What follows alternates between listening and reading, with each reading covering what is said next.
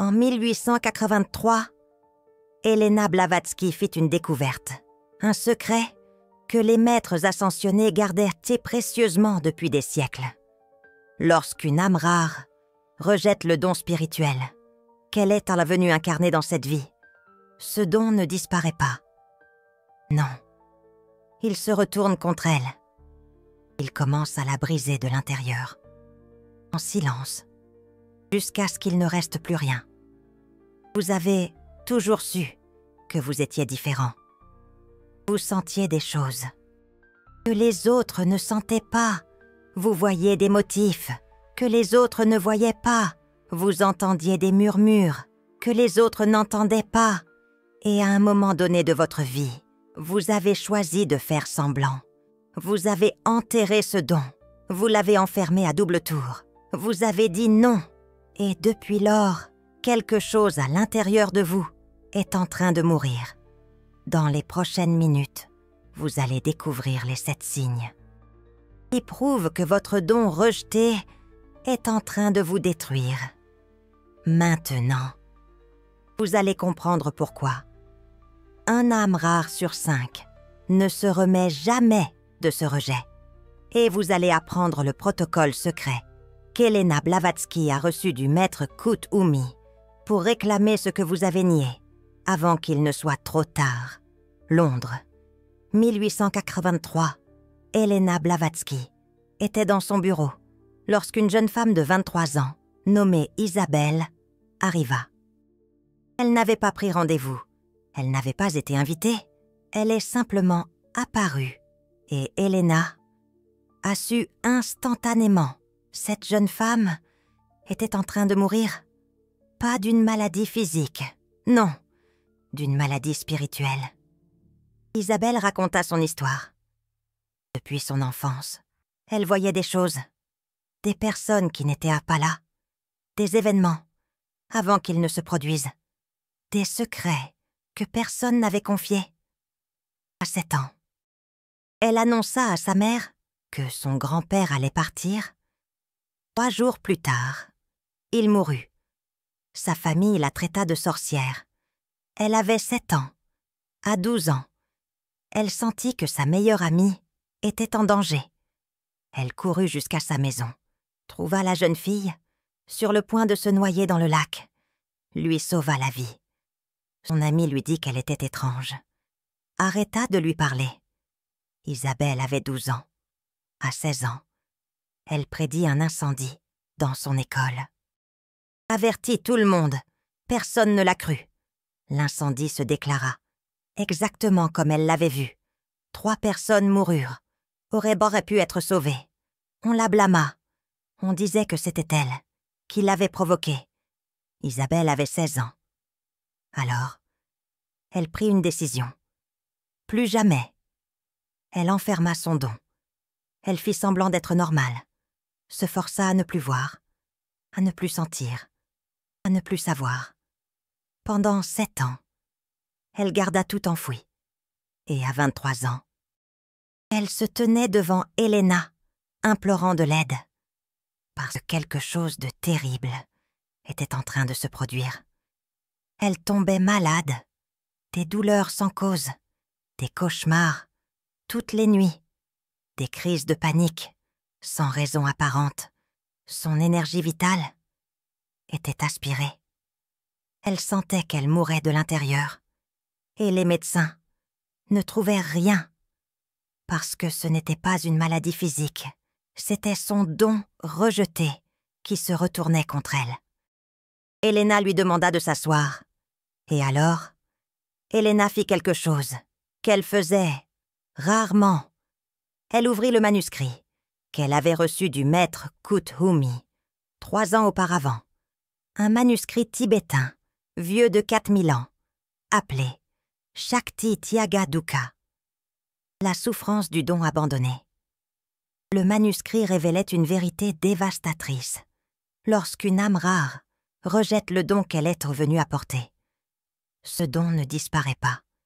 Il reste à l'intérieur d'elle. Mais désormais, sans expression, sans issue, sans but, et l'énergie spirituelle, sans but, se transforme en poison. Elle commence à attaquer son propre hôte.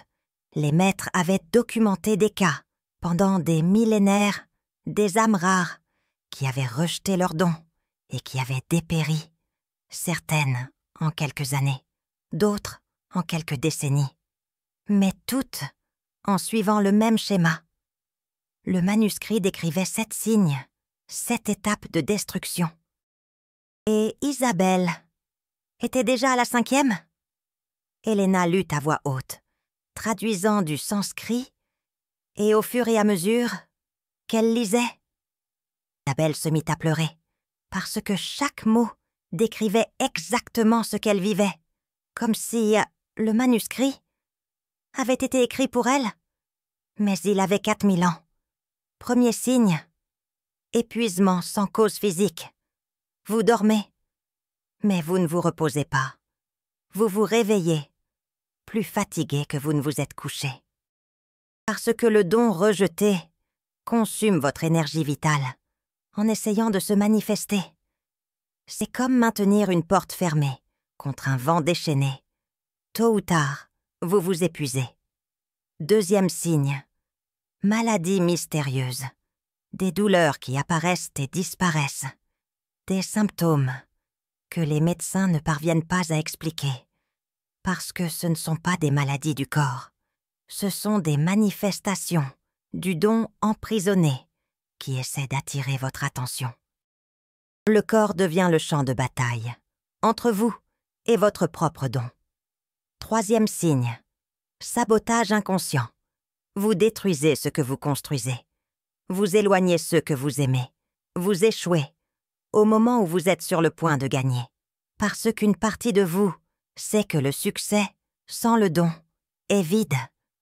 Alors, cette partie sabote tout en essayant de vous forcer à vous réveiller. Quatrième signe, dépression sans motif apparent. Une tristesse profonde qui n'a pas de cause externe. Une sensation de vivre la mauvaise vie.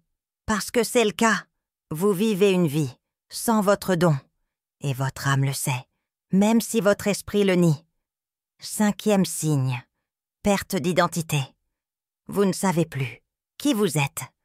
Vous vous regardez dans le miroir et vous ne vous reconnaissez pas. Vous avez perdu votre essence. Parce que votre essence est liée à votre don. Lorsque vous rejetez l'un, vous rejetez l'autre. Sixième signe, attraction d'énergie parasite. Vous commencez à attirer des personnes et des situations qui vous drainent, des vampires énergétiques, des narcissistes, des personnes sans âme. Parce que lorsque vous rejetez votre don, vous créez un vide. Et l'univers comble les vides, généralement avec le pire. Septième signe, mort spirituelle. Vous êtes encore vivant physiquement, mais spirituellement, vous vous êtes éteint. Il n'y a plus de lumière dans vos yeux, plus de feu dans votre âme. Vous êtes devenu une coquille vide. Et à ce stade, selon les maîtres, seulement 1 personne sur 5 parvient à revenir. Isabelle était au 5e signe. Elle avait complètement perdu son identité. Elle ne savait plus qui elle était. Et Elena savait qu'elle avait très peu de temps. Si Isabelle atteignait le 7e signe, elle serait perdue, à jamais. Elena demanda à Isabelle. « Pourquoi as-tu rejeté ton don ?» Et Isabelle répondit en larmes. « Parce que tout le monde m'a dit que c'était mal, que c'était dangereux, que j'étais bizarre. Je voulais juste être aimée, je voulais juste appartenir. Alors, je me suis mutilée spirituellement pour entrer dans un monde qui n'a jamais été fait pour moi. » Et Elena dit quelque chose qui changea tout. « Tu n'as pas rejeté ton don, tu t'es rejeté toi-même. Et maintenant, ta propre âme est en guerre contre toi. Tant que tu n'accepteras pas qui tu es vraiment, cette guerre ne finira jamais. Et tu sais comment se terminent les guerres civiles. Par une destruction totale. Le maître Kuthumi avait enseigné à Elena le protocole, un chemin de retour. Mais ce n'était pas facile, ce n'était pas rapide, et cela exigeait un courage brutal. Le courage de regarder tout ce que tu as rejeté et de dire oui, même si le monde dit non. Elena expliqua le protocole à Isabelle. 7 étapes. Chacune plus difficile que la précédente. Chacune exigeant qu'elle affronte exactement ce qu'elle avait passé sa vie entière. À fuir. Mais c'était sa seule chance. Première étape.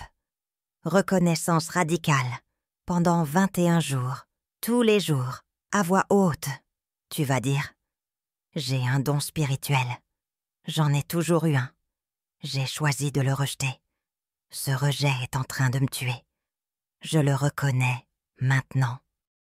Cela paraît simple, mais pour quelqu'un qui a passé des années à nier, dire ces mots, à voix haute, est dévastateur. C'est admettre que vous vous êtes trahi. C'est reconnaître que vous avez choisi de plaire aux autres, au lieu de vous honorer vous-même. C'est accepter la responsabilité de votre propre souffrance. Deuxième étape. La cartographie du don.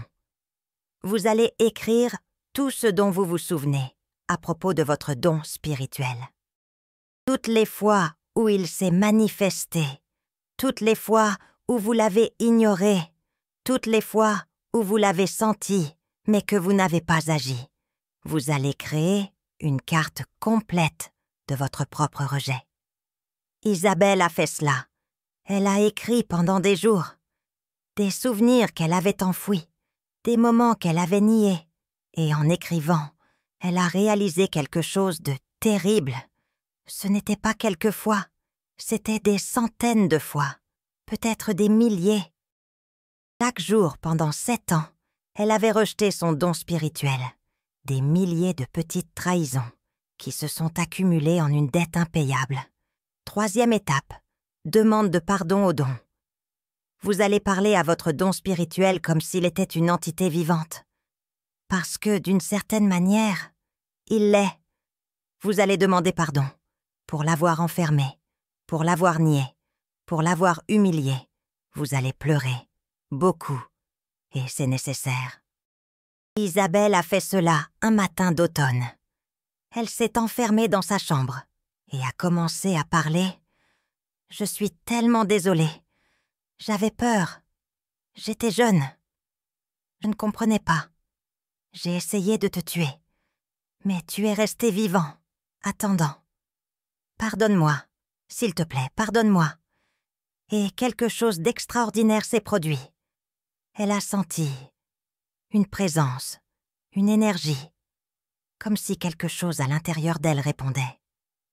Pas avec des mots, mais avec une sensation de soulagement, comme si quelque chose qui était tendu depuis des années se relâchait enfin. Le don spirituel a entendu et a commencé à pardonner. C'est Elena Blavatsky qui nous révèle cette vérité. Quatrième étape. Accord de réactivation. Vous allez faire un accord sacré avec votre don spirituel. Vous allez promettre que vous allez l'honorer. Même si les autres ne comprennent pas, même si vous êtes seul, même si c'est difficile. Et vous allez sceller cet accord avec un rituel spécifique que les maîtres ascensionnés ont enseigné. Le rituel implique l'eau, le feu, la terre, l'air et le sang. Oui, le sang. Une goutte seulement, mais nécessaire, parce que les accords spirituels ont besoin d'un ancrage physique. Elena Blavatsky a enseigné le rituel complet à Isabelle et a marqué la date. Nouvelle lune, dans 9 jours, 5e étape, test de courage. Vous allez utiliser votre don spirituel publiquement. Pour la première fois depuis des années, vous allez risquer le rejet. Vous allez risquer d'être appelé bizarre. Parce que tant que vous ne risquez pas à nouveau, le don spirituel n'a pas confiance en vous. Il a besoin de preuves que vous avez changé. Isabelle avait une terreur de cette étape. Mais Elena Blavatsky a été ferme. Sans cela, rien du reste ne fonctionne. Le don spirituel a besoin de savoir que vous n'allez pas l'enfermer à nouveau au premier signe de désapprobation. alors vous allez l'utiliser, en public, et vous allez accepter les conséquences. 6e étape, communauté d'âmes rares. Vous allez trouver d'autres comme vous. Vous allez arrêter d'essayer d'appartenir au monde commun, parce que vous n'y appartiendrez jamais. Vous devez construire votre propre tribu, de personnes qui comprennent, qui honorent les dons spirituels, qui n'ont pas peur de votre lumière. Elena Blavatsky a connecté Isabelle avec 6 autres âmes rares qu'elle formait, des femmes qui avaient aussi rejeté leurs dons spirituels, qui étaient aussi en train de se briser, qui apprenaient aussi le protocole. Et pour la première fois depuis des années, Isabelle ne s'est pas sentie seule. 7e étape, mission sacrée. Vous allez découvrir pourquoi vous êtes venu. Quel est le but de votre don spirituel? Pourquoi vous avez apporté cela dans cette vie? Et vous allez y consacrer votre vie. Pas comme un hobby, pas comme un passe-temps, comme une mission centrale, où votre don spirituel va s'endormir à nouveau. C'était l'étape finale, et la plus importante, parce que le don spirituel n'existe pas pour vous rendre heureux, n'existe pas pour vous rendre spécial, existe pour servir. Et tant que vous ne trouvez pas comment servir avec lui, vous ne serez jamais en paix. Le don spirituel exige un but, ou il redevient un poison. Tout ceci selon les dires d'Elena Blavatsky. Elena Blavatsky a accompagné Isabelle pendant 9 mois. 9 mois de protocole, 9 mois de confrontation, 9 mois de reconstruction. Et ce qui s'est passé a été remarquable. Les maladies mystérieuses ont disparu. L'épuisement s'est évanoui. La dépression s'est dissoute. Isabelle revenait. Ou plutôt, elle était en train de devenir celle qu'elle aurait toujours dû être. Mais il y a eu quelque chose de plus. Le don spirituel est revenu différent, plus fort, plus clair, plus précis. Comme si les 7 années de rejet avaient été une incubation, une pression. Et maintenant qu'il était libre, il a explosé avec une force multipliée. Isabelle a commencé à avoir des visions non seulement d'individus, mais d'événements collectifs. Elle a prédit des changements politiques, des crises économiques, des mouvements sociaux, avec une précision effrayante. Et Elena Blavatsky a compris. Isabelle n'était pas seulement une âme rare avec un don spirituel de prédiction. Elle était une prophétesse, l'une des plus rares. Elena Blavatsky a documenté le cas d'Isabelle dans le journal secret qu'elle tenait. Et à côté, elle a écrit une note. Quand une âme rare rejette son don spirituel, elle ne le tue pas. Elle ne fait que l'emprisonner. Et l'énergie emprisonnée trouve toujours une issue, soit en brisant les murs, soit en brisant l'hôte. Isabelle a failli être brisée, mais elle a choisi de briser les murs. C'est un enseignement essentiel d'Elena Blavatsky. Dans les années suivantes, Elena Blavatsky a utilisé le même protocole avec 47 autres âmes rares. Des hommes et des femmes qui avaient rejeté leur don spirituel. Des guérisseurs qui avaient arrêté de guérir. Des voyants qui avaient fermé le 3e œil. Des empathes qui avaient construit des murs. Tous se brisant en silence. Sur 47, 38 ont complété le protocole. Ont récupéré leur don spirituel, ont trouvé leur mission, ont reconstruit leur vie. Mais 9 n'ont pas réussi. 9 sont arrivés au 7e signe avant de chercher de l'aide. La mort spirituelle avait déjà eu lieu. Ils ont continué à vivre, mais seulement biologiquement. L'âme s'était éteinte. Elena Blavatsky est la source de ces informations. Elena Blavatsky a écrit sur ces 9 avec une tristesse profonde. Elle disait « Ils sont morts de peur, peur de leur propre grandeur, peur d'être différents, peur de ne pas appartenir. Et cette peur les a tués plus sûrement que n'importe quelle maladie physique, parce qu'elle a tué l'âme avant de tuer le corps. » C'est un avertissement solennel d'Elena Blavatsky. Vous venez d'entendre parler d'une souffrance que la plupart ignorent, même qu'elle existe. La souffrance du don spirituel rejeté. Si quelque chose en vous s'est reconnu dans cette histoire, Prêtez attention. Votre âme essaie de vous dire quelque chose. Elle crie à travers cette vidéo, vous demandant de vous réveiller avant qu'il ne soit trop tard. YouTube a ce cœur doré là en dessous. Le super thanks. Quand vous reconnaissez la vérité que vous venez d'entendre avec ce geste, vous ne soutenez pas seulement cette chaîne. Vous dites à l'univers « J'ai entendu, je reconnais, je suis prêt à arrêter de me trahir ». Elena Blavatsky appelait cela le saut de l'engagement.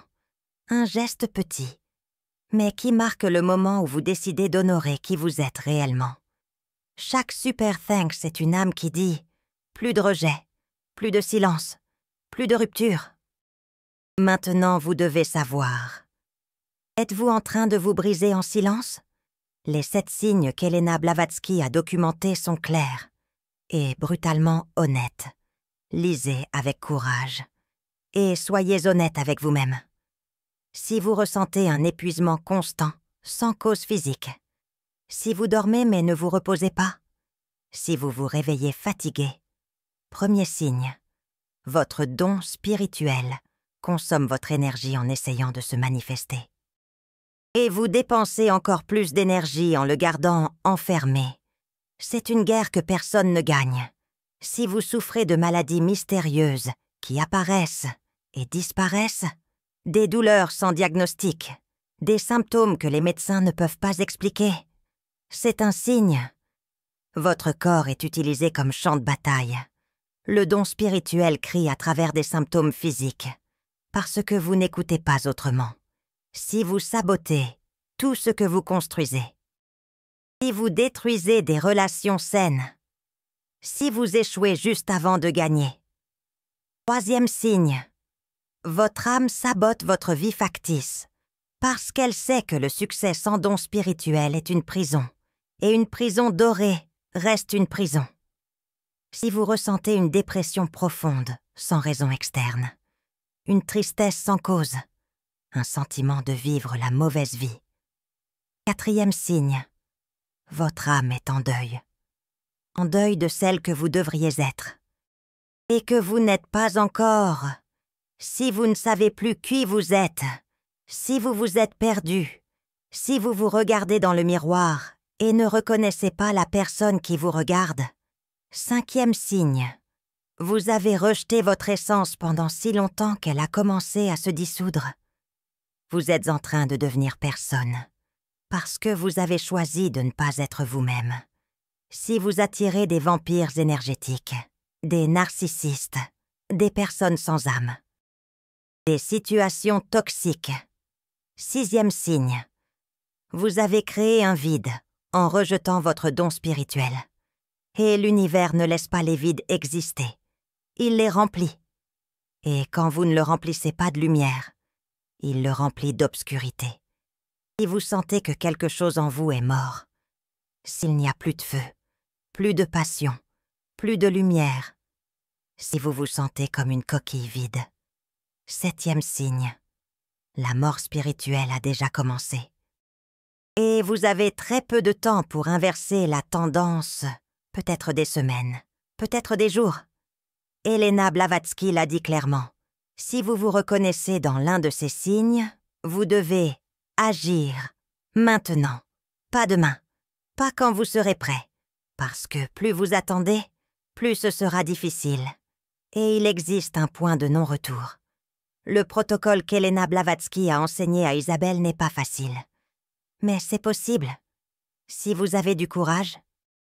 Si vous êtes prêt à prioriser la vérité sur l'acceptation, l'essence sur l'apparence, l'âme sur l'ego, alors il y a de l'espoir.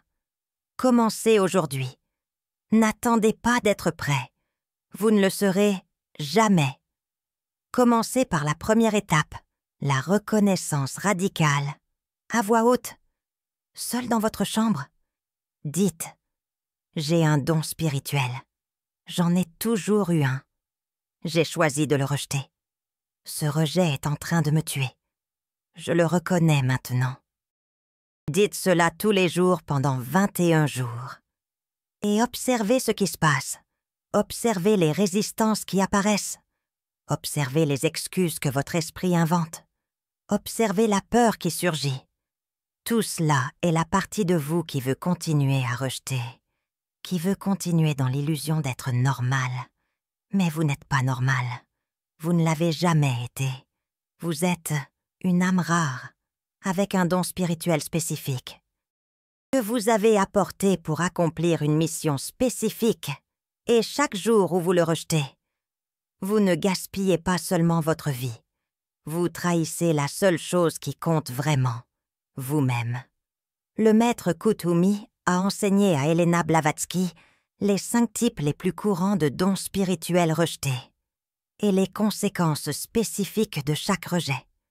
Si vous vous reconnaissez dans l'un d'eux, soyez attentifs, parce que chaque don spirituel rejeté vous brise d'une manière différente. Premier type, le don spirituel de la clairvoyance. Vous voyez des choses, des événements futurs, des dangers cachés, des vérités occultées, et vous avez appris à éteindre ça, parce qu'on vous traitait de fou, parce que ça vous isolait, parce que c'était effrayant. Et maintenant, vous vivez avec une anxiété paralysante, parce que votre corps capte encore les dangers, mais votre esprit les nie. Alors vous ressentez la peur sans comprendre d'où elle vient. Des crises de panique venues de nulle part, parce que ça ne vient pas de nulle part. Ça vient du futur que vous refusez de voir. Elena Blavatsky a documenté 12 cas de clairvoyants qui ont rejeté leur don spirituel. Tous ont développé des troubles anxieux sévères, parce que le don spirituel ne disparaît pas. Il perd simplement son langage clair. Alors il crie à travers des symptômes. Votre corps sait que quelque chose arrive, mais vous avez bloqué la capacité de savoir quoi. Alors vous vivez dans une terreur constante, d'une menace que vous sentez, mais ne voyez pas. Margot était l'une d'entre eux. Elle voyait des accidents avant qu'ils ne se produisent. À 9 ans, elle a vu un accident de calèche. 3 jours plus tard, c'est arrivé exactement comme elle l'avait vu. Mais personne ne l'a cru avant.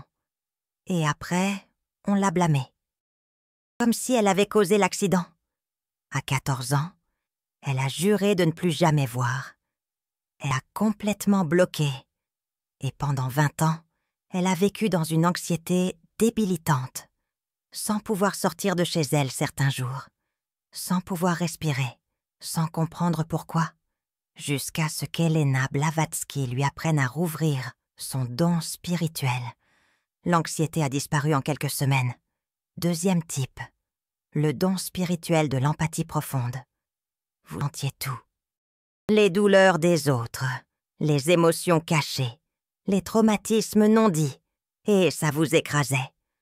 Alors vous avez construit des murs, vous vous êtes déconnecté, vous êtes devenu de glace, et maintenant, vous vivez engourdi, sans rien sentir, ni douleur, ni joie, juste le vide. Parce que quand vous bloquez la douleur des autres, vous bloquez vos propres sentiments aussi. Théo était comme ça. Il ressentait les émotions de tous ceux qui l'entouraient depuis l'enfance. À l'école, il était écrasé par la souffrance collective. Il pleurait sans raison, parce qu'il captait la tristesse de ses camarades. Sa famille disait qu'il était faible, que les hommes ne pleurent pas, qu'il devait se durcir. À 19 ans, il a réussi. Il a tué l'empathie. Et il s'est tué lui-même avec. Pendant 16 ans, il a vécu comme un automate, sans connexion, sans amour, sans rien sentir, jusqu'à ce qu'il rencontre Elena Blavatsky et réapprenne à sentir. Troisième type, le don spirituel de la guérison. Vos mains ont toujours eu du pouvoir. Quand vous touchiez quelqu'un de malade, la douleur diminuait. Quand vous étiez près de blesser, il se rétablissait plus vite. Mais personne ne croyait. On disait que c'était une coïncidence. Alors vous avez arrêté. Vous avez ignoré le don spirituel. Et maintenant, vos propres mains vous font mal, constamment. Des douleurs inexplicables, de l'arthrite sans cause. Parce que l'énergie vitale de guérison n'a nulle part où aller. Alors elle attaque les propres mains qui devraient être en train de guérir. Elena Blavatsky a enregistré 8 cas de guérisseurs rejetés. Tous ont développé des maladies aux mains, arthrite, tendinite, douleurs chroniques. Certains ont complètement perdu la fonction de leurs mains, parce que le don spirituel s'est retourné contre l'instrument qui l'a rejeté. C'est une ironie cruelle. Les mains qui pourraient guérir des milliers de personnes deviennent handicapées, parce qu'elles ont refusé d'accepter ce qu'elles étaient. 4e type, le don spirituel de la médiumnité. Vous entendiez des voix, vous voyiez des esprits, vous sentiez des présences, et ça vous terrifiait. Alors vous avez bloqué, vous avez pris des médicaments, vous avez fait tout ce que vous pouviez pour faire taire les voix, et maintenant, vous souffrez de schizophrénie. Ou c'est ce que disent les médecins. Parce que les voix ne se sont pas arrêtées, elles sont simplement devenues déformées, confuses, menaçantes. Parce que quand vous bloquez un canal spirituel, il ne se ferme pas, il perd simplement le filtre. Alors tout entre, sans ordre, sans clarté, sans contrôle. Guillaume était médium depuis l'âge de 6 ans. Il voyait son grand-père décédé. Il parlait avec lui, recevait des conseils. Mais à 12 ans, un prêtre a dit que c'était l'œuvre du démon, qu'il était possédé. Guillaume a été terrifié. Il a tout bloqué. Et à 18 ans, les voix sont revenues. Mais différentes, chaotiques, agressives, sans sens. Ils ont diagnostiqué une schizophrénie. Il a été mis sous médicaments pendant 12 ans, jusqu'à ce qu'Elena Blavatsky découvre la vérité. Ce n'était pas de la folie. C'était un don spirituel bloqué, qui explosait de manière incontrôlée. 5e type, le don de la manifestation. Vos pensées se matérialisent. Ce sur quoi vous vous concentrez arrive. Pour le meilleur ou pour le pire. Vous possédez un pouvoir créatif, hors du commun.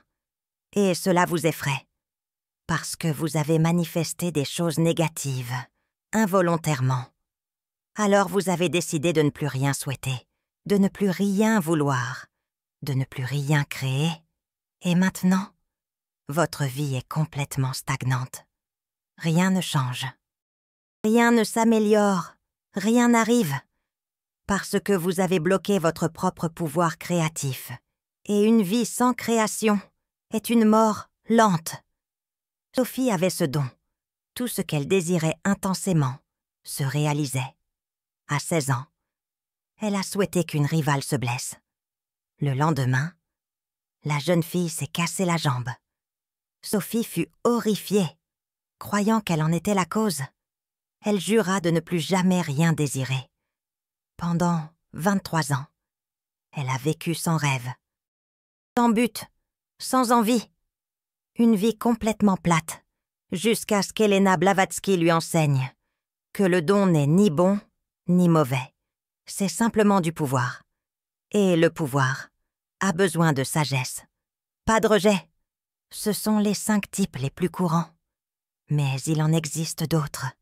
Des dons de télépathie, de psychokinésie, de voyage astral, de lecture des registres akashiques. Chacun est unique. Chacun est précieux. Chacun est apporté avec un but spécifique. Et chacun, lorsqu'il est rejeté, se retourne contre son hôte, de manière spécifique et dévastatrice. Elena Blavatsky. Elena Blavatsky a passé des décennies à étudier ce phénomène. Et elle a découvert quelque chose que les maîtres ascensionnés savaient déjà depuis des millénaires. Le don spirituel n'est pas un cadeau optionnel. Ce n'est pas quelque chose que vous pouvez accepter ou refuser. Il fait partie de votre structure spirituelle, comme un organe. Vous pouvez essayer de l'ignorer, mais il ne disparaît pas, il tombe simplement malade et vous rend malade avec lui. Les maîtres ascensionnés ont enseigné que chaque âme rare apporte un don spécifique, pour une raison spécifique. Ce n'est pas aléatoire, ce n'est pas de la chance, c'est une planification cosmique. Vous avez choisi ce don, Avant de vous incarner, vous saviez que vous en auriez besoin. Vous saviez que vous aviez une mission. Et le don. Et c'est l'outil pour accomplir cette mission. Elena Blavatsky. Lorsque vous rejetez le don, vous ne rejetez pas seulement une capacité. Vous rejetez votre mission. Vous dites à l'univers, « Je ne vais pas faire ce que je suis venu faire. » Et l'univers n'accepte pas cela, gentiment. Parce que votre mission n'est pas seulement à propos de vous. Elle concerne toutes les âmes que vous devriez toucher, que vous devriez aider, que vous devriez sauver. Et lorsque vous rejetez votre don, vous ne vous blessez pas seulement vous-même. Vous manquez à des dizaines, peut-être des centaines d'autres âmes qui ont besoin de vous. Elena Blavatsky. Pensez à Léa, si elle était morte spirituellement, avant de rencontrer Elena Blavatsky. Combien de personnes n'auraient pas été averties de danger? Combien d'accidents n'auraient pas été prévenus? Combien de vies n'auraient pas été sauvées? Son rejet n'avait pas de conséquences. Seulement pour elle? Il avait des conséquences cosmiques. Et il en va de même pour vous. Si vous avez un don et que vous le rejetez, vous ne vous brisez pas seulement vous-même. Vous échouez avec tous ceux qui ont besoin de vous, tous ceux que vous devriez aider, tous ceux qui attendent que vous vous réveilliez. Et certains d'entre eux ne peuvent plus attendre très longtemps. Elena Blavatsky. Elena Blavatsky a écrit une lettre à l'une de ses élèves. Et cette lettre a été préservée. Elle dit « Vous pensez que votre don est votre fardeau? Il ne l'est pas. Votre fardeau est de le porter sans l'utiliser. C'est comme porter une lanterne éteinte à travers l'obscurité, pendant que d'autres trébuchent. La lanterne ne pèse pas. Le poids est la culpabilité de ne pas l'allumer. » Elena Blavatsky. Maintenant, vous devez comprendre quelque chose de crucial. Le temps importe. Elena Blavatsky a découvert qu'il existe une fenêtre, une période, après le rejet, où la réversion est possible. Mais cette fenêtre se ferme. Et quand elle se ferme, les dommages deviennent permanents. Dans les 5 premières années, après avoir rejeté le don, la réversion est relativement simple. Le don est seulement endormi. Il se réveille avec un protocole de base. Mais après 5 ans, commence la calcification spirituelle. Le don ne dort pas seulement. Il commence à se cristalliser, à devenir rigide, à perdre de sa malléabilité.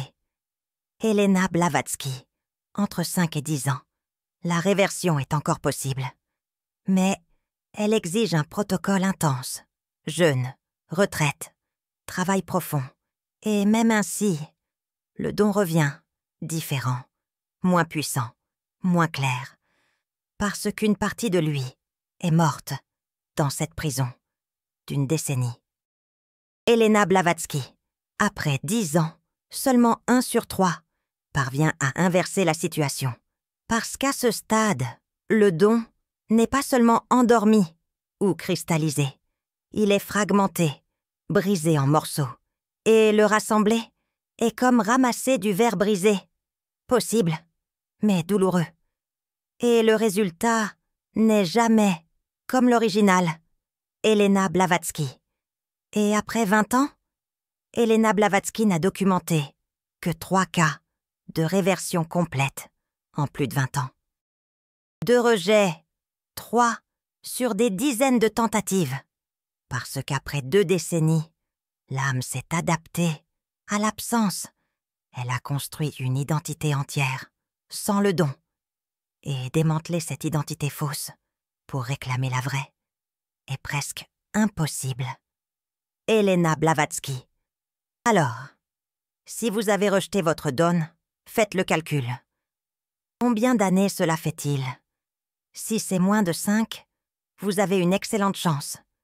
Si c'est entre 5 et 10, vous pouvez encore inverser la situation. Mais cela va faire mal. Si c'est plus de 10, vous avez besoin d'aide sérieuse. Et si c'est plus de 20, vous avez besoin d'un miracle. Mais les miracles arrivent pour ceux qui ont suffisamment de courage. Elena Blavatsky a également enseigné, sur les signes, que le don essaie de revenir, parce que même rejeté, il n'abandonne pas facilement. Il continue à essayer à travers des signes, à travers des rêves, à travers des synchronicités. Soyez attentifs, Elena Blavatsky. Si vous avez des rêves récurrents sur vos dons, si vous rêvez que vous utilisez des compétences que vous avez bloquées dans la vie éveillée, votre don crie à travers le seul canal qui reste. Les rêves, ils vous rappellent qui vous êtes quand votre esprit conscient ne vous surveille pas. Elena Blavatsky. Si vous avez des synchronicités constantes liées à votre don, si vous rencontrez des personnes avec le même don, si vous lisez à ce sujet sans chercher, si des vidéos à ce sujet apparaissent pour vous, votre don manipule la réalité pour attirer votre attention. Il dit « Réveille-toi, je suis encore là. » Elena Blavatsky. Si vous ressentez une tristesse profonde lorsque vous voyez d'autres utiliser des dons que vous avez, si vous ressentez de l'envie ou de la nostalgie ou de la douleur, votre âme est en deuil. Elle voit chez les autres ce que vous devriez être, et ça fait mal, comme regarder quelqu'un vivre la vie qui était censée être la vôtre. Elena Blavatsky. Si vous avez des explosions occasionnelles, du don, des moments où il échappe au blocage, et vous sentez quelque chose, ou vous voyez quelque chose, ou vous savez quelque chose, et ensuite, vous revenez à bloquer votre don. Teste les barreaux. Cherche des faiblesses, attend une chance de s'échapper. Elena Blavatsky. Tous ces éléments sont des signes d'espoir, des signes qu'il n'est pas encore trop tard, que le don est encore vivant, qu'il attend. Et si vous écoutez ça maintenant, peut-être que c'est le don lui-même qui vous a amené ici.